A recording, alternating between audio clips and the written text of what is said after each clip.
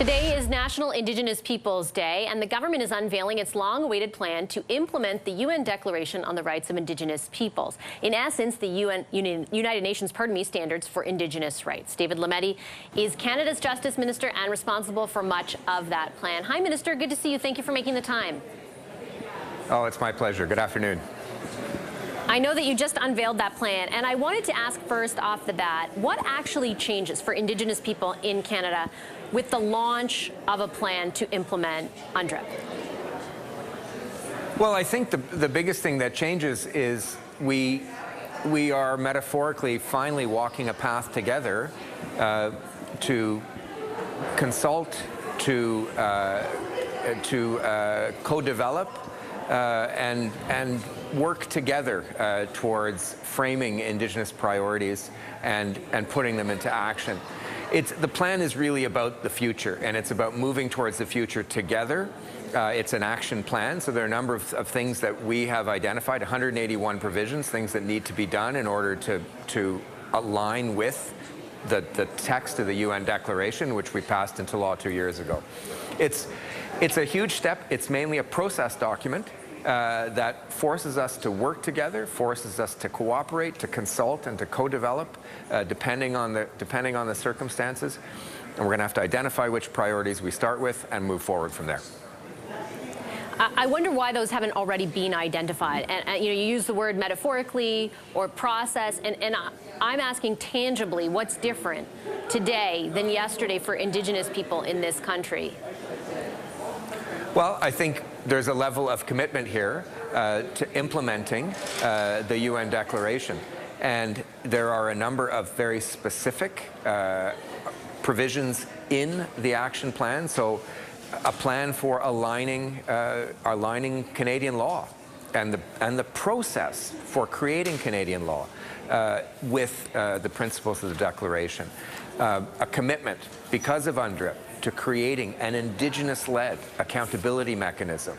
So some form of human rights tribunal that holds the government of Canada accountable with respect to the commitments made in the UN Declaration. None of that existed yesterday. What you're discussing, for example, the idea of aligning laws with UNDRIP in this country, how long will that take? I know it's not possible to necessarily put a fine point on it, but in your estimation, how long might that take? And I ask against the backdrop of what we've seen already in BC, which is a number of years have passed since they did the same thing, and there they have hundreds of statutes to look through, and only 8 to 10 have actually been modified to be consistent with UNDRIP. This was as of May of this year, with another 42, quote-unquote, in play. Are we to take that a similar timeline can be applied nationally, and is that acceptable? Well, I think the point is this will be an evolution, and so some things will be done more quickly than others. I can already say, for example, that with respect to legislation that has recently come into effect in Canada, since the passing of the UN Declaration Act in 2021, we've already begun to ask the question as a checkoff: is what you're doing in alignment with UNDRIP?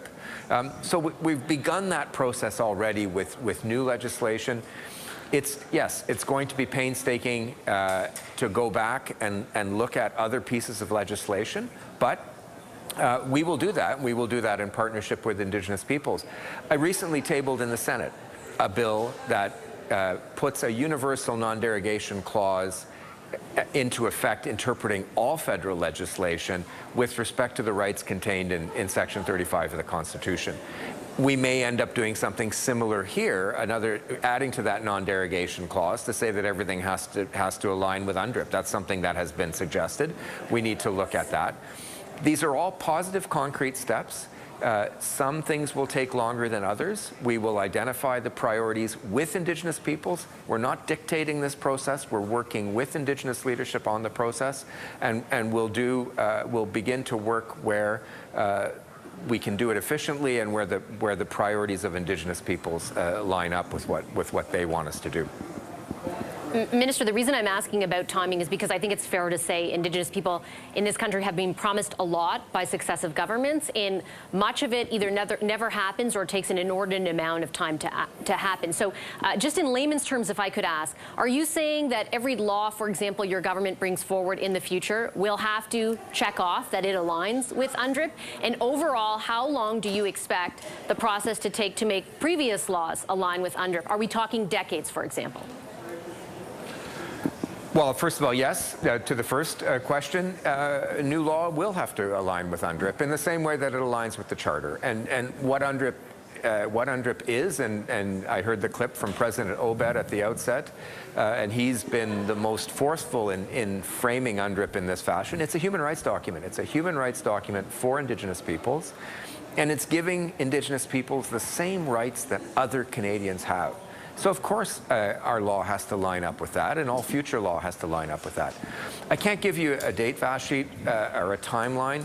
What I can say is that what has been present in the UNDRIP process since I took it over in 2019, working with all forms of Indigenous leadership in all of its varieties, is a commitment to moving forward. We passed the initial legislation in a very cooperative fashion. We worked on the action plan in a very cooperative fashion. It was intense, I can tell you. And we have to salute our Indigenous partners for the efforts that they put in, monumental efforts. And I salute all the people on our side, the federal government side, civil servants, people in my office who've pushed this forward. That commitment's there. And I'm not sure that it has always been there in the past. That's a sad thing about our history. But I think that commitment is there now, and I'm optimistic. And you heard the optimism today from Indigenous leadership that commitment is there and we can move forward. I just want to ask about one specific aspect of that commitment. I have only 2 minutes left in our program tonight, and that is around free, prior, and informed consent. And just for everybody watching, that is around that kind of consent by Indigenous people before economic development projects can take place on lands that they inhabit or to which they have a claim. Why, Minister, doesn't this plan explicitly define how that will be applied in Canada? Well, it's a difficult concept to define. What you have in the action plan is a commitment on the part of the government led by Minister Wilkinson and NRCan, but again in cooperation with Indigenous leadership, a commitment to develop a way to understand free, prior, and informed consent. Again, it can't be dictated. It has to be done cooperatively. We're going to do that. We're going to do that with Indigenous leadership. And industry is going to be involved. They have understood that in order for good projects to go forward, Indigenous peoples have to be there from the outset. A number of I think, more progressive companies have already understood that. I think a number of progressive governments have already understood that, and we certainly agree with that, and we will work with Indigenous peoples to make sure that we have a workable concept of free, prior, and informed consent. There are Indigenous leaders, though, for example, who say if a pipeline goes through the land I inhabit, I have a veto power over whether that pipeline can proceed. Do you believe that to be the case? And if so, why isn't that spelled out in this plan? Well, we haven't used the term veto because if Indigenous peoples are there from the get-go, that term will never come up. If Indigenous peoples are at the table from the beginning, good projects will go forward. Not so good projects won't go forward, and I think that's been made clear again by a number of Indigenous and non-Indigenous actors in this space, and I think working together. The point is about being Indigenous people being able to participate in and have voice in the kinds of development projects that exist on their lands. It's on their lands. And so it's important that they be there at the table from the beginning. Minister, I appreciate your time very much tonight. Thank you.